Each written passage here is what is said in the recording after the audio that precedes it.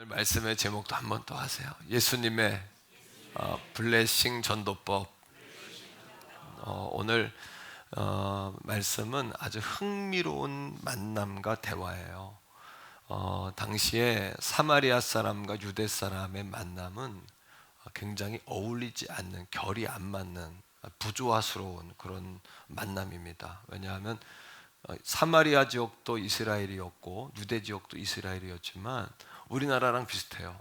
남한은 우리가 이렇게 서울 중심이고 북한은 평양 중심인 것처럼 북이스라엘은 사마리아 중심이에요. 그리고 남유다는 예루살렘 중심으로 이렇게 두 나라로 나중에 갈립니다. 근데 남유다 쪽은 워낙에 성전 중심이고 야훼 중심이다 보니까 이방 사람들이 그들을 흔들 수가 없어요. 근데 북이스라엘 쪽은 성전이 없었잖아요. 그러니까 그들을 혼혈족도를 만들어 버려요. 이방인들이 혼혈족을 만들어서 이방인들에 대해 저항할 수 없도록 식민지 때 이렇게 이라크, 이란 이쪽이 식민지를 지배했을 때 그렇게 만들어 버리는 거예요. 그러니까 남유다 쪽의 사람들의 입장에서 이 사마리아 사람들은 죄송하지만 개나 또 돼지와 같이 이렇게 부정한 존재로 취급을 받았어요. 그러니까 신앙적으로 유대인과 사마리아인이 만났다는 자체가 흥미롭고, 두 번째는 남자와 여자는 당시에 이렇게 섞이는 존재가 아니에요. 오늘 말씀을 보면 알겠지만 그것도 예수님과 한 여인이 우물가를 중심으로 단 둘이 만나고 있어요. 제자들과 함께 그 장소에 도착했지만 제자들은 양식을 구하러 마을로 들어갔어요. 나중에 예수님이 여인과 대화하는 모습을 이렇게 보게 되는데 아주 특이한 장면이에요. 어울리지 않는. 또 하나는 당시에 예수님은 선생님이었어요. 또는 주님이셨어요. 그렇기 때문에 이렇게 존경받는, 주목받는 그런 입장이었죠. 근데 사마리아 여인은 오늘 말씀 이야기하잖아요. 남편이 6이나 있다. 그런데 그 여인이 6도 내 남편 아니다 그랬잖아요. 그러니까 이 6명의 남편도 내 남편이 아니고 스쳐 지나간 남자가 6이고 같이 동거했던 남자가 6이니까 당시의 이 여자는 그 동네에서 손가락질 받는, 그리고 굉장히 매춘녀와 같은 그런 아주 아픈 상처를 가진 그런 여인이었어요. 그런데 예수님과 그 사마리아의 여인의 만남을 통해서 그 여인은 하나님의 축복을 받았어요. 이게 핵심이에요. 예수님이 그녀를 블레싱 하셨어요. 외면하지 않고 축복하신 거예요. 그리고 그녀가 축복을 받았을 뿐만 아니라 그녀의 삶이 바뀌어요. 그래서 마을로 들어가서 사람들에게 예수님을 전하는 증인이 돼요. 예수님과 사마리아 여인과의 이 모델은 영혼 구원의 완벽한 모델이다, 이렇게 이야기합니다. 따라합니다. 영혼 구원의 모델. 오늘 이 말씀은 단순히 우리가 전도하는 요령을 배우는 말씀이 돼서는 안 됩니다. 내가 그렇게 구원받았다는 거예요. 그리고 이 전도 기간에 처음 사랑이 회복이 돼야 돼요. 교회 갔더니 자꾸 뭐 해라 해서 부담스럽다 이럴 수도 있지만은 여러분, 그것이 아니라 이 기간이 이 복음을 전하는 것만큼 하나님을 기쁘시게 하는 건 없어요. 하나님이 이 기간에 영적으로 육적으로 우리 가족들을 더 축복하실 줄로 저는 확신해요. 왜냐하면 이것이 하나님이 가장 기뻐하시는 일이에요. 그리고 치유 역사가 많이 일어날 것이고 회복의 역사가 많이 일어날 거예요. 왜냐하면 하나님이 함께 하시기 때문이에요. 자, 그렇다면 예수님이 물 좀 달라, 따라합니다. 물 좀 달라. 네, 물 좀 달라 하셨던 이 말씀은 이후에 영원히 목마르지 않는 놀라운 축복의 메시지가 되죠. 자, 예수님께서 이 여인을 향해서 몇 가지 말씀을 전하고 다가가십니다. 이 스텝을 우리가 1, 2, 3, 4단계로 좀 배우면 좋겠는데, 첫째는 예수님은 사마리아 여인을, 따라합니다, 친절하게 대하셨다. 친절하게 대하셨어요. 자, 말씀 속에서 보겠는데 6절인데 예수님이 지금 어떤 상태인지 보세요. 6절을 한번 보세요. 6절에 굉장히 많은 이야기가 들어있어요. 시작. 거기 또 야곱의 우물이 있더라. 예수께서 길을 가시다가 뭐 하셨다? 피곤하셨다. 지금 예수님은 유다에서 갈릴리로 복음을 전하러 가시는 길인데 중간에 사마리아라는 도성에 들리신 거예요. 그러니까 길을 가시다가 피곤하셨어요. 왜냐하면 예수님은 그 사명을 위해 사시는 분이니까 이른 아침부터 늦은 밤까지 오롯이 여러분 쉼없이 그렇게 달려가셨단 말이죠. 그리고 피곤하시죠. 예수님이 지금 그 다음에 시작. 우물 곁에, 이거는 지나치기 쉬운 말씀이에요. 따라합니다. 그대로 앉으시니 어떠세요? 이 말씀의 느낌이 피곤했고 우물을 보자 그대로 거기에 철퍼덕 쓰러지신 거예요. 아우 하면서 이 정도면 여러분 누가 옆에 오는 것도 불편하죠. 이 정도면 누가 아는 척 하는 것도 싫죠. 혼자 있고 싶고 또 경무에 시달리셨고 목적을 향해 달려가셨고 말 거는 것도 누가 옆에 오는 것도 전화 오는 것도 싫죠. 때로는. 자, 성경은 이렇게 이야기합니다. 그때가 몇 시였다? 6시. 우리 시간으로 이야기하면 해 뜰 때가 0시이기 때문에 우리 시간으로는 정오예요. 정오. 12시. 그러니까 해가 어디에? 이 꼭대기에 떴을 때예요. 그늘이 전혀 없을 때죠. 이럴 때는 옆에 누가 숨 쉬는 것도 부담스러워요. 너무 더우니까. 제가 이스라엘 가보니까 체감 온도가 45도. 그래요. 물을 항상 물병을 가지고 다녀야 돼요. 왜냐하면 얼마나 뜨거운지 수분을 뺏어가요. 그러니까 낮에는 밖에 사람이 지금도 안 나와요. 점심시간이 길고 이 12시에는 일을 안 해요. 이런 상황이었어요. 예, 근데 누가 오는 것이 불편하죠. 그리고 누가 오는 것이 부담이 되죠. 자, 그러나 예수님은 여러분 그럼에도 불구하고 한 여인이 우물가에 나타나자 그 여인에게 어떻게 하셨어요? 말을 거신 거예요. 따라합니다. 열정. 우리 예수님의 열정은 혀를 내둘르죠. 그죠? 이 정도면은 말하고 싶지 않잖아요. 그런데 12시에 한 여인이 우물가에 나오자마자 그 여인에게 말을 거시는 거예요. 여러분, 친절이에요. 그리고 딱딱하게 굴지 않으셨어요. 차갑게 굴지 않으셨어요. 외면하지 아니하셨다는 거예요. 우리는 이 말씀을 들으면서 종종 우리가 나 자신이 저도 그럴 때가 있나 이런 생각을 많이 하는데 누군가에게 불편함을 주는 사람이 있어요. 누군가 그냥 그 사람이 있기만 해도 분위기가 냉랭해지는 그런 사람이 있어요. 어떤 사람은 매우 이렇게 거부감을 주는 사람이 있고 또 거만한 사람도 있어요. 실제로. 근데 그런 사람들이 가까이에서 좀 그러지 말라고 권면을 하면 어떤 이야기를 하냐면 내 마음은 그렇지 않은데 이런 얘기 잘 하죠.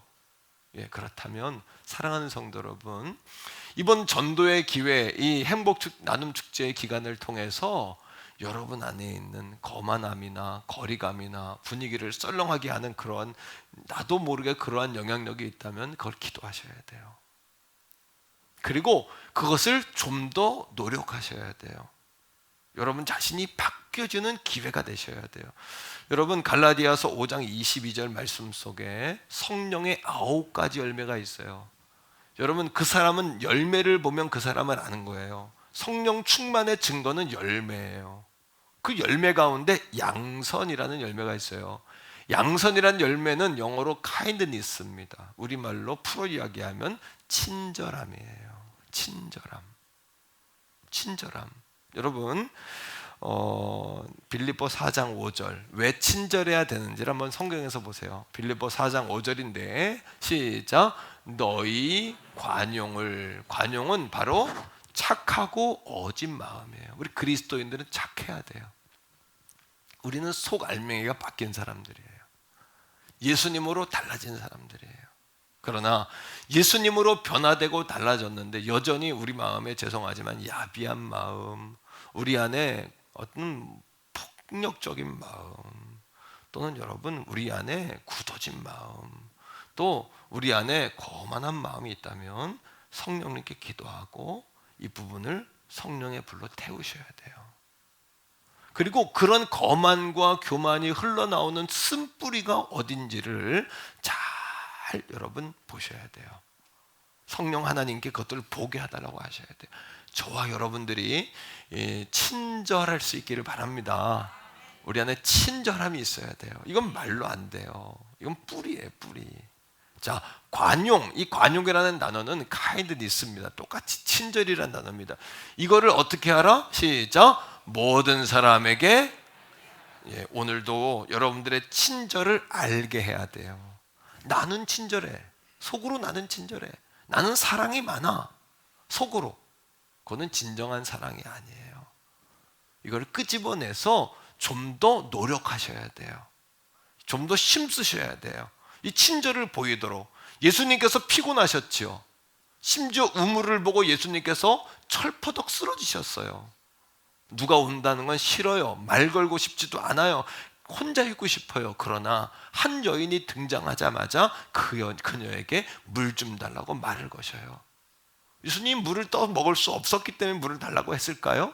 거기에는 다분한 의도가 있지 않을까요? 예수님이 왜 그녀에게, 사마리아 여자에게, 그것도 여자에게, 그것도 예수님이 그녀가 누군지 모를까요?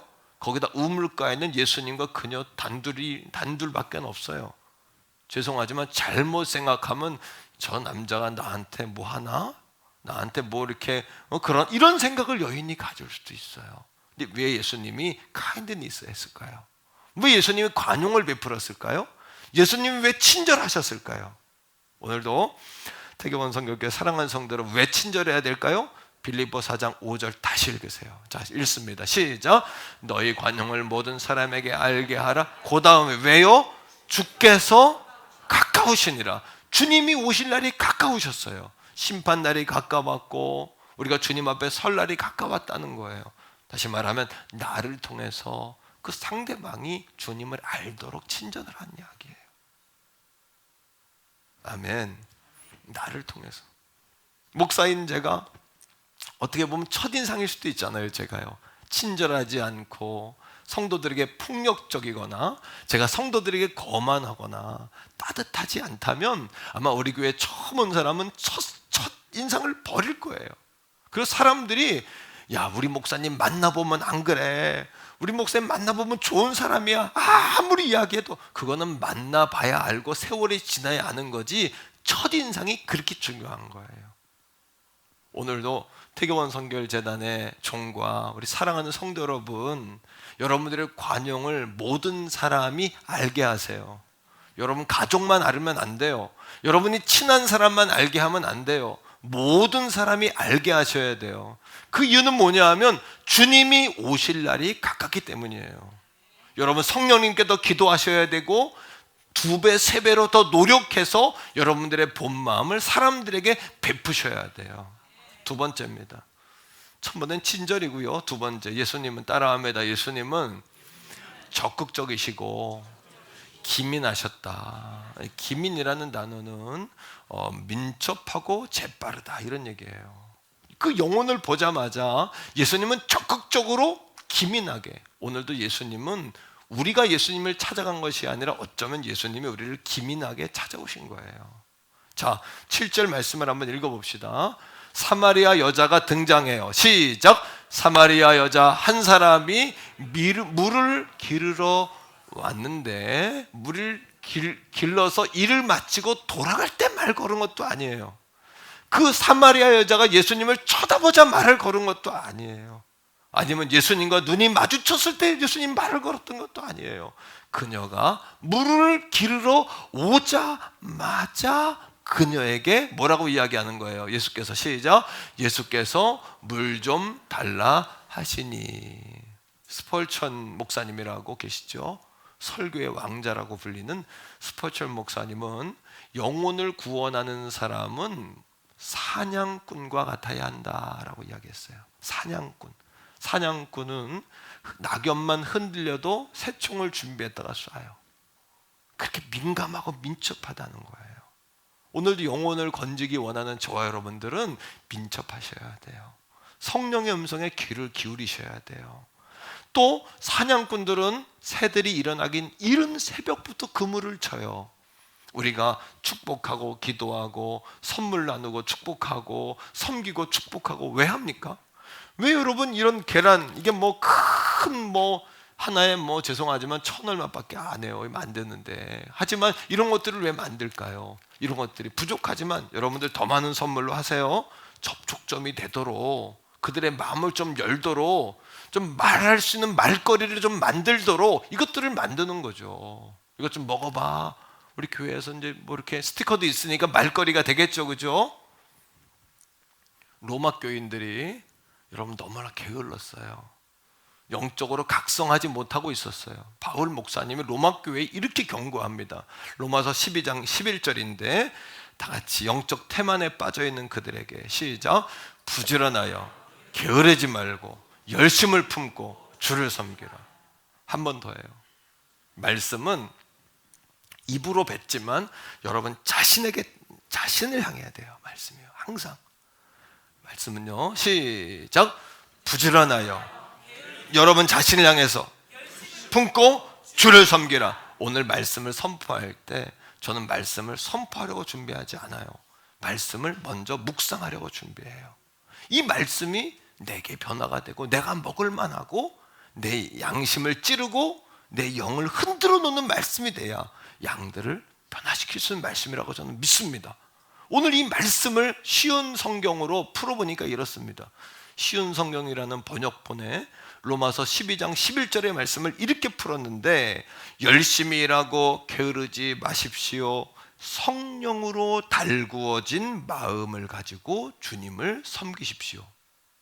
다시 말하면 우리가 열심히 한다고 열심히 할 수 없어요. 제가 기도하는데 성령님께서 저한테 하신 말씀이에요. 야, 도 목사 너무 잘해서 내가 널 도와줄 게 없다. 칭찬인가요? 주님이 나한테 깨달음을 주신 건가요? 칭찬이라고 생각하면 이제 뭔 얘기인지 모르는 거예요. 강대상에서 너무 설교를 잘하고 빈틈이 없고 최선을 다하고 하루 종일 수고하고 열심히 말씀을 준비하고 너무 똑똑해서 내가 도와줄 게 없다. 성령님이 종에게 너무 열심히 하지 말고 내 앞에 열심히 머물러라. 내 앞에 열심히 무릎을 꿇어라. 옆에 있는 분에게 한번 축복해 주세요. 여러분 성령으로 달구어집시다. 시작. 성령으로 달구어집시다. 오늘도 성령님이 내 마음을 달궈야 열심을 게으르지 않고 열심을 품고 주를 섬겨주는 거죠.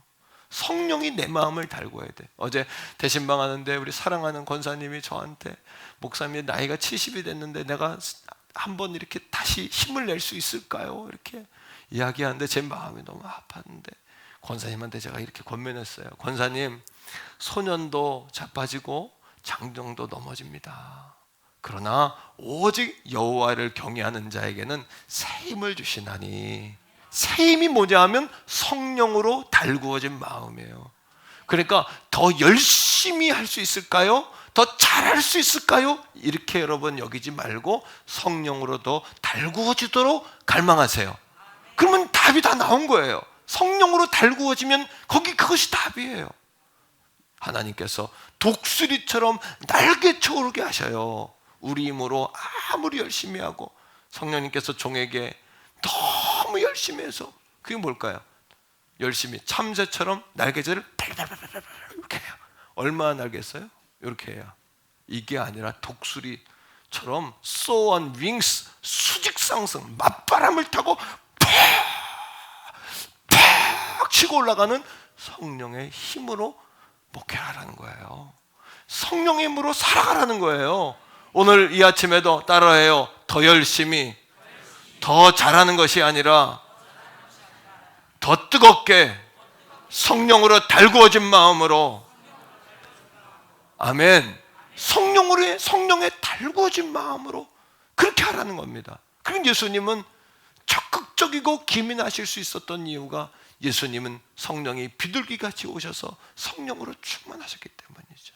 세 번째, 예수님은 친절하시고 기민하시고 적극적이셨을 뿐만 아니라 세 번째 따라합시다. 예수님은 지혜로우셨다. 자, 예수님이 가진 지혜가 뭘까요? 여러분, 지혜를 잘못 생각하면 안 돼요. 지혜는 순수합니다. 하늘에서 오는 지혜는, 하늘에서 오는 지혜는 평화를 만듭니다. 하늘에서 오는 지혜는 모두를 복되게 합니다. 하늘에서 오는 지혜는 선한 열매가 가득합니다. 하늘에서 오는 지혜는 편견과 거짓이 없습니다. 자, 야고보 3장 17절, 예수님에게 있었던 지혜의 실체예요. 다 같이 읽어보세요. 다 같이요. 오직 위로부터 난 지혜는 첫째, 성 깨끗함에 순수합니다. 의도의 순수성이에요. 성결이란, 그 다음 화평하고, 그죠? 착하고 어질고 친절하고 기민하고 다 들어가 있죠. 그러니까 오늘도 저와 여러분들에게 지혜 은사가 부어지기를 축복해요. 옆에 사람에게 한번 말해주세요. 지혜 은사가 임하시길 바랍니다. 지혜 은사가 임하면 여러분 선한 열매를 맺게 되고 관용하고 양선하며 편견과 거짓이 없어요. 예수님께서 그 여인을 보자마자 지혜로 오셨어요. 어떻게? 12시에 대낮에. 이스라엘은 12시 대낮에 사람들이 활동하지 않는다 그랬잖아요. 그런데 12시 대낮에, 그것도 여자가, 사마리아 성의 한 여자가, 아니 사마리아 성의 모든 사람들은 다 죄송하지만 개나 돼지처럼 여김받고 다 이방인과 혼혈이고, 예? 그게 그거고, 예? 이게 저거고, 거의 뭐 그냥 그건 사람들인데 그 가운데 또 창피한 건 뭐고 피할 건 뭘까요? 그런데 그 사람들 가운데 사람들의 눈을 피해서 12시 정오에 우물을 기르러 나왔다면 그 여인에겐 따라합니다. 사연이 있는 여자다. 예수님이 딱 보고 하신 거죠. 저 여자는 사연이 있는 여자다. 그러니 물을 기르러 나오는 순간 예수님이, 여러분, 그녀 젠틀하지 않으셔가지고 일 다 마칠 때까지 기다렸다가 물 한 모금 달라면 되지, 뭐하러 우물가에 나오는 여자를 보자마자 물 좀 달라. 왜 예수님이 그렇게 말씀하셨을까요? 그것이 지혜란 말이에요. 하늘에서 오는 지혜, 성령으로 달구어진 마음을 통해 하늘의 지혜 은사가 임하면 여러분 상황이 파기되고 상황이 분별되고 오늘도 사람의 마음을 읽게 되어지는 것이에요. 그게 하늘의 지혜예요. 한번 따라하세요. 상황파, 상황분별. 지혜가 와야 상황 파악이 됩니다. 지혜가 와야 판단력이 생깁니다. 그러니까 종이 성도들에게 부탁할 때 총명을 달라고 자꾸 기도해 달라 그러잖아요. 총명, 하나님 종에게 지혜를 주세요. 왜? 제가 잘못 선택하면 성도할 때 잘못된 길 가잖아요. 지혜를 주시고 지식을 주시고 제게 총명을 주시옵소서. 여러분 가장들을 위하여 지식의 은혜를 달라고, 지혜의 은혜를 달라고 기도하세요. 오늘도 여러분 지혜의 은혜를 주시옵소서. 그렇게 기도하셔야 돼요. 이 여인에게 사연이 있었던 거죠. 또한 다른 사람이 있었다면 예수님 그렇게 말씀하지 않으셨을 거예요. 왜요? 그 여인에게 네 남편 데려와라, 이런 얘기를 어떻게 합니까? 쉽게 이야기하면 예수님이 외간 여자에게, 그것도 아무도 없는 공간에서 그 대낮에 물 기르러 온 여러분 그런 여인에게 말을 쉽게 한다는 것은 아주 지혜롭지 못한 상황이에요. 그리고 예수님이 그 여인에게 아무도 없는 상황 속에서 말을 그렇게 걸지 않았다면 그 여인이 스스로 내 남편이 6인데 모두가 내 남편이 아니라는 자기의 속내를 어떻게 드러냈겠냐는 거예요. 여러분 16절 보세요. 16절 예수님께서 따라합니다. 물 좀 달라. 그 여인이 말하지요. 예수님, 나는 사마리아 여자고 당신은 유대 남자인데 왜 내게 물을 달라고 하십니까? 말하죠. 그때 예수님께 10절에 뭐라고 그러세요? 10절에 하나님의 선물과 내가 주는 물이 어떤 물인 줄 알았다면 네가 그렇게 말하지 않았을 거다. 내가 주는 물은 영원히 목마르지 아니하는 영원한 샘물이다. 할렐루야. 그랬더니 그 여인이 뭐라 그러냐면 요한복음 4장 15절에 여러분 이렇게 이야기합니다. 요한복음 4장 15절을 성경을 통해서 보세요. 자, 예수님이 그렇게 말씀하시니까 시작! 여자가 이르되 주여 그런 물을 내게 주사 목마르지도 않고 또 여기 물 기르러 오지도 않게 하옵소서. 영원히 마르지 않는 샘물을 내가 줄 수 있다 그랬더니 그 여자가 주여 그 물을 내게 주시고 다시는 여기에 물 기르러 오지 않게 하소서. 그랬더니 예수님이 드디어 예수님의 목적을 드러내시는 거예요. 그래? 그러면 내 남편을 데려와라. 네가 목말라서 의지했던 그 남자들, 그 남자들을 데려와라. 네 남편을 데려와라. 16절 읽습니다. 시작. 이르시되 가서 내 남편을 불러오라. 예수님 지혜죠. 사람들이 있었다면 이런 말 안 하셨을 거예요. 그렇죠? 12시에 나온 그 여자의 문제가 무엇인지를 정확히 알고 계셨던 거예요. 이게 지혜입니다. 전도할 땐 지혜가 필요한 겁니다. 17절 시작. 여자가 대답하여 이르되 난 남편이 없습니다. 예수께서 이르시되 내가 남편이 없다 하는 말이 옳도다. 그 여자가 자기의 속내를 드러내기 시작하는 겁니다. 자, 그 다음에 18절이에요. 시작. 너에게 남편이, 예수님이 몰라서 물어본 게 아니에요. 다섯이 있다는 이야기를 그녀가 한 이야기가 아니라 예수님이 한 이야기예요. 네게 남편이 다섯이 있었고 지금 있는 자도 내 남편이 아니니 내 말이 참되도다. 그 여자가 뭐라고 이야기합니까? 19절입니다. 시작. 여자가 이르되 주여 내가 보니 선지자로소이다. 오늘도 종과 우리 가족들이 영혼들을 바라볼 때 지혜가 있기를 주의 이름으로 축복합니다. 성령으로 달구어진 마음, 하늘에서 주시는 지혜 은사를 입으면 사람들의 마음이 읽어지고 상황 파악이 되는 거예요. 여러분, 또 한 가지, 그녀가 낮에 왔기에 사연이 있는 여자였고, 또 한 사람 유대인의 관원이었는데 밤중에 아무도 모르는, 여러분, 사람들이 보지 않는 틈을 타 예수님을 찾아온 사람이 있었어요. 니고데모. 어떤 사람은 사람들이 보지 않는 낮에 올 수밖에 없는 사람도 있고요. 어떤 사람은 사람들이 봐서는 안 되는 밤에 몰래 주님을 찾아오는 사람들도 있다는 거예요. 오랜만에 누군가를 만났는데 그의 눈빛이 흔들려요. 때로는 누군가의 전화가 갑자기 오는 거예요. 어제 제 친구 목사님에게 전화가 왔어요. 토요일은 목회자들도 서로 전화를 잘 안 해요. 근데 전화가 떴다는 것은 뭔가 일이 있는 거예요. 깜짝 놀라서, 거기다 이 친구 목사님이 암을 앓고 있어요. 혈액암을 앓고 있는, 제가 제일 친한 친구 목사님인데 그것도 토요일 오후에 전화가 온 거예요. 이름이 딱 뜨는 거예요. 얼른 받았더니 뭐예요? 이름이 뜬 그 자체로 뭔가 문제가 있는 거예요. 몸도 아파가지고 스트레스를 받으면 안 되는데 교회가 막 문제가 일어나가지고 막 복잡한 상황 가운데 얽혀 있어요. 친구야, 어떻게 하면 좋냐 나한테.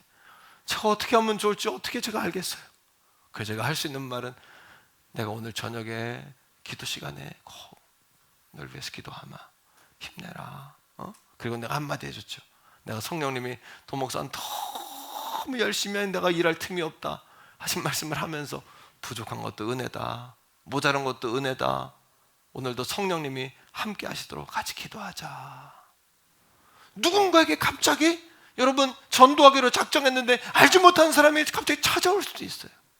길에서 만날 수도 있어요. 전화번호에 갑자기 사람 이름이 뜰 수도 있어요. 문자가 올 수도 있어요. 사랑하는 성도 여러분, 지혜로 기민하게 적극적으로 친절하게 그 영혼들을 만날 수 있기를 주의 이름으로 간절히 축복합니다. 네 번째, 따라합니다. 예수님은 친절하셨고 기민하셨고 지혜로우셨을 뿐만 아니라 편견을 허무셨다.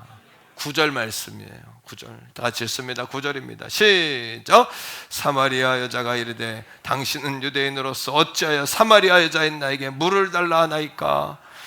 이는 유대인이 사마리아인과 상종하지 아니함이라라. 그 여인도 예수님에게 벽을 가지고 있죠. 이게 당시에 요 단어, 유대인이 사마리아인과 상종하지 아니함이라, 이것이 그 당시의 벽이었어요. 자, 예수님이 벽을 어떻게 허무셨을까요? 그 여자를 만나자마자 그 여자에게 처음부터 내가 죄인이다 말씀하지 않으셨어요. 우린 종종 우리 전도 대상자들을 향하여 너 그러다 지옥 가, 물론 뭐 틀린 말은 아닙니다만, 그것도 입에서 불이 막 나오면서, 사랑으로 하는 얘기도 아니에요. 그죠? 막 실제로 지옥 가 이 말에는 저주와 혈기가 섞여 있어요. 거의. 제가 2부 예배 때 남편들에게 제발 교회 안 나오니 그렇게 안 되지 이런 얘기 하지 말라고. 그랬더니 어떤 남자원님하고 웃으시더라고요. 예. 그런 얘기 절대 안 됩니다. 너 그런 지옥 자식이야, 마귀 사탄의 자식이야, 절대 그런 마음을 하면 안 되죠. 예수님이 자신이 그 여자를 만나자마자 내가 메시아야, 예수님 메시아인 거 맞죠? 하지만 내가 메시아야, 넌 죄인이고 무릎 꿇어, 이랬으면 전도가 안 됐어요. 예수님이 하신 첫 번째 말씀은 뭐였냐면, 여자에게 따라합니다. 물 좀 달라. 그녀가 가장 쉽게 할 수 있는 일. 오히려 예수님이 그녀에게 도움을 청하신 거예요. 심지어 그녀는 예수님에게 거절을 했어요. 당신은 유대인이고 난 사마리아인인데 내게 왜 이런 부탁을 하십니까? 그때 예수님이 화내지 않으셨어요. 왜요? 예수님은 물을 얻는 게 목적이 아니라 그녀의 마음을 얻는 것이 목적이셨기 때문이에요. 오늘도 우리가 그리스도인들이 실수하는 많은 것들이 있어요. 하나님의 일을 한다는 명목하에 성도들의 마음을 너무나 잃어버려요. 옆에 믿음의 동역자들의 마음을 너무나 잃어버리는 거예요. 그래서 저번에 제가 1, 2, 3등으로 안 하는 거예요. 1, 2, 3등으로 1, 2, 3등으로 하니까 성도들이 1등, 또 1, 2, 3등의 의미를 별로 안 갖는 성도도 있는데, 성도 가운데 일 중심이고 목적 중심이고 사역 중심인 성도는 성도들이 못 따라오면 막 혈기를 부리는 거예요. 그저 막 짜증을 내는 거예요. 절대 그렇게 하지 마세요. 행복하고 즐겁게. 아시겠죠? 아멘, 할렐루야. 행복하게, 즐겁게, 신나게 부활의 축제를 함께 즐기는 거예요. 그것이 중요하잖아요. 예수님도 물 좀 달라 하는데 이 여자가 거절했단 말이에요. 그 욱하는 마음 생기잖아요. 내가 누군지 난 메시아다. 너는 죄인 아니냐? 감히 나에게 이럴 수 있냐? 이러면 큰일 나는 거죠. 그러나 예수님은 그녀에게 그래 말하지 않습니다. 하나님이 주시는 선물과 내가 해주는 물이 무엇인지 알았다면 내가 내게 그렇게 말하지 않았을 것이다. 이렇게 말씀하시죠. 물 좀 달라. 따라합니다. 물 좀 달라. 물을 좀 달라는 말은 사마리아 여자와 예수님의 장벽을 허는 첫 번째 멘트였어요. 왜요? 동양의 개념 속에 함께 먹는다는 거, 함께 무언가를 먹는다는 것은 마음을 연다는 이야기예요. 함께 좋은 팀이 되겠다는 거예요. 좋은 교제를 시작한다는 의미예요. 이게 참 중요해요. 교제를 시작하는 거예요. 그리고 제가 대신방 하면서 다과를 준비하시고 식사도 할 때 또 하고, 이게 뭐냐면 교제하자는 얘기예요. 교제. 대신방을 통해 목회자와 성도가 교제하는 거예요. 1시간, 1시간 반 이렇게 교제하는 거예요. 교제. 형편에 따라 1시간에 끝낼 수도 있어요. 교제를 통해서 좀 뭐예요? 서로 알고 기도하는 기회를 갖자는 거죠. 이것이 중요한 거죠. 여러분, 가족의 다른 말을 식구라 그래요. 식구의 뜻이 뭐예요? 식자가 뭐예요? 음식할 때 음식 식자예요. 구는 무슨 구예요? 입구예요. 음식을 같이 먹는 사람이 식구예요. 그러니까 전도할 때 사랑하는 성도들이요, 그냥 교회 한번 와보라고 좋은 선물 준다고 이 정도가 아니라, 따라합니다. 기도하고 축복하고 선물 나누고 축복하고 섬기고 축복하고, 특히 가장 힘든 전도 대상자는 자녀예요. 자녀. 정말 울듯하면서 정말 힘들어요. 저도 우리 형제들이, 여러분 예수 잘 믿다가 예수 떠나가지고 있던 형제들이 주님 앞에 돌아올 때 우리 어머니 아버지가 해산의 고통을 앓는 걸 가봤어요. 해산의 고통. 정말 어머니가 금식하고 눈물로 호소하고, 어쩌면 하나님께서 강제로 나중에 강제로 붙잡아서 오는데 그 과정이 너무나 드라마틱하고 정말 힘들어요. 특히 자녀들이 전도하는 건 너무너무 힘들어요. 그러니까 따라합니다. 길게 봐라. 요번에 안 온다고 상처받고 싸우고 그러지 마시고 길게 보면서 감동시키고, 성령께서 사로잡아서 데려와야 돼. 성령께서. 아멘. 성령께서 그냥 확 끌어안아서 꼼짝 못하게 그냥 아들 며느리 손주들이 주 앞에 탁 앉도록, 그냥 그 길게 봐야지. 단박에 끝내려면 사탄이 장난쳐요. 조급함만 가지면 실망하게 하고 혈기 부리게 하고 더 멀어지게, 길게, 가까운 사람일수록 길게. 그러면 하나님이 그 자녀를 전도하는 가운데 또 다른 전도 대상자를 만나게 하셔서 성도들을 위로하시는 거예요.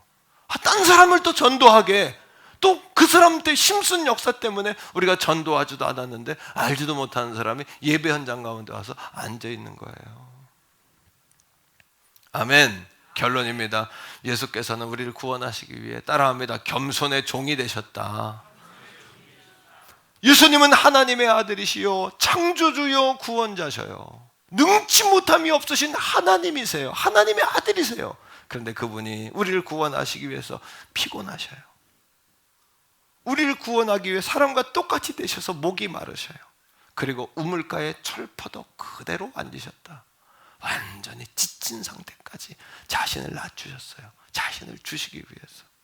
그리고 세례 요한도 예수님의 신발끈도 감당할 수 없다고 했던 그 예수님, 그렇다면 매춘부였던 사마리아 여인은 예수님을 쳐다볼 수도 없는 여인이에요. 우리도, 우리 교회 남성들도, 우리 동네에 남편 6이나 동거했던 여자가 왔다 갔다 한다면 그 여자 옷깃도 스치고 싶어 하지 않을 거예요. 그녀와 말하고 싶어 하지도 않을 거예요. 왜? 오해받을까 봐. 예? 내가 오해받을까 봐 그런 여자랑은 말하고 싶지도 않고, 그런 여자가 우리 사업장에 들어온다는 자체도 부담스럽고, 어쩌면 교회 안에 그런 사람들이 들어온다면 여러분 매우 알레르기 반응을 일으킬 수도 있어요. 그러나 예수님은 여러분 그렇게 자격이 없었던 그 여인, 사마리아의 매춘부 같은 인생을 살아온 그 여인에게 물 좀 달라고 도움을 청하시는 자리까지 낮아지셨어요.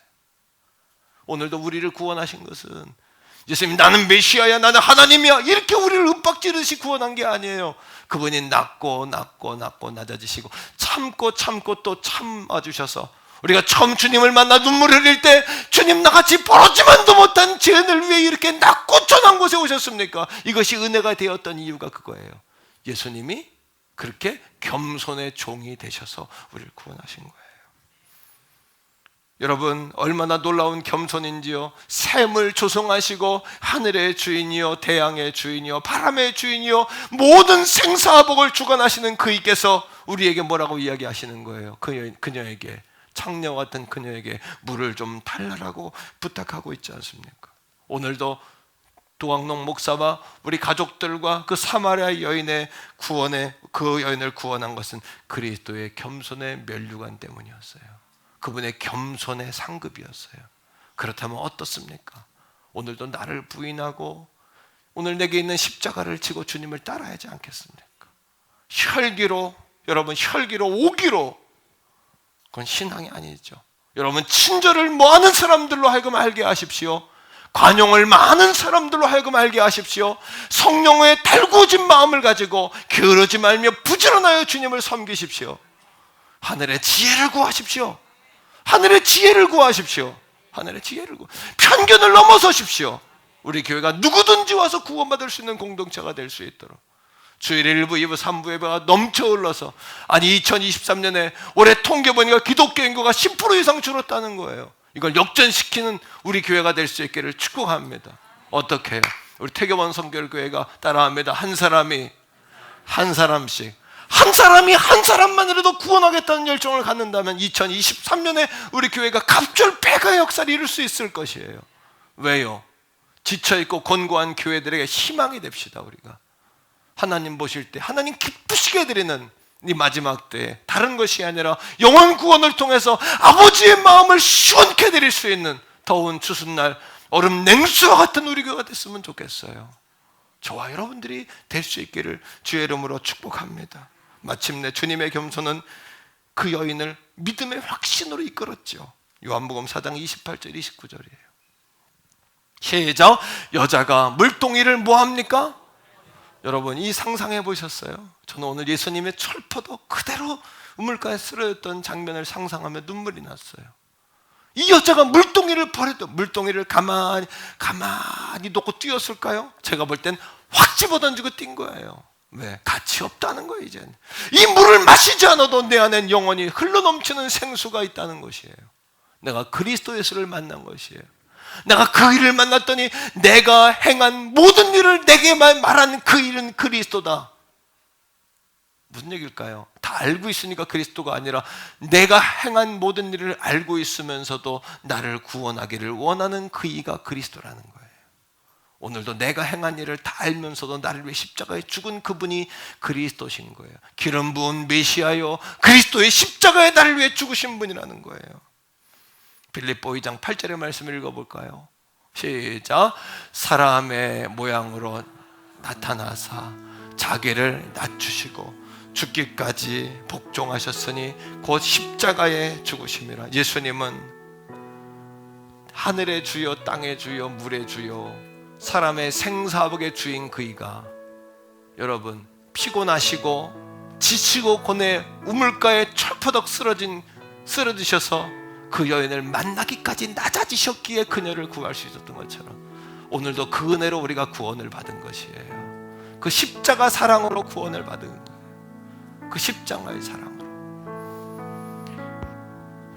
스펄전 목사님이 예수님의 겸손의 종이신 예수님에 관하여 이렇게 글을 썼어요. 기도를 들으시는 분께서 어찌 친히 도움을 구하십니까? 자신의 구속받은 백성의 부르짖음을 들어주시고 엄청난 선물로 가득한 손을 내밀어 모든 필요를 공급하시는 분께서 어찌 거기에 앉아 여자에게 물 좀 달라고 말씀하십니까? 당신의 피조물 가운데 하나에게 물 한 모금만 달라고 구걸하시다니요. 주님, 당신은 도대체 어디까지 낮아지셨나이까? 오늘도 예수님이 우리를 축복하시기 위해서 그 자리까지 낮아지신 것이죠. 4월 9일 행복나눔 축제는 누군가를 살리고 구원하기 이전에 겸손의 주님의 그 삶을 닮아가는 우리 제자들의 잔치인 줄로 믿습니다. 오늘도 이 한 주간 그렇게 살아보는 거예요. 어쩌면 그렇게 행동하지 못했어도 그 부담을 가지고 사시는 것 자체가 은혜예요. 그것이 각성이에요. 그것이 하나님의 놀라운 축복이에요. 우리 교회가 기도의 불을 더 달굽시다. 성령의 우리 마음을 성령으로 달굽시다. 그래서 영혼 구원에 주님과 같이 그런 열정을 가지고 달려갈 수 있는 종과 우리 가족들이 다 될 수 있기를 주님의 이름으로 간절히 축복합니다. 할렐루야. 우리 주여 한번 부르고 기도할 때에 우리 주님의 모양을 모습을 닮아가는 저와 여러분들에게 해달라고 기도하시고, 오늘도 우리가 구원할 영혼들을 향해서 이렇게 주님처럼 다가갈 수 있게 해달라고, 겸손의 종이신 주님, 오늘도 나를 만나주신 주님을 찬양합니다. 이 고백으로 주여 고백하고 기도합니다. 주여.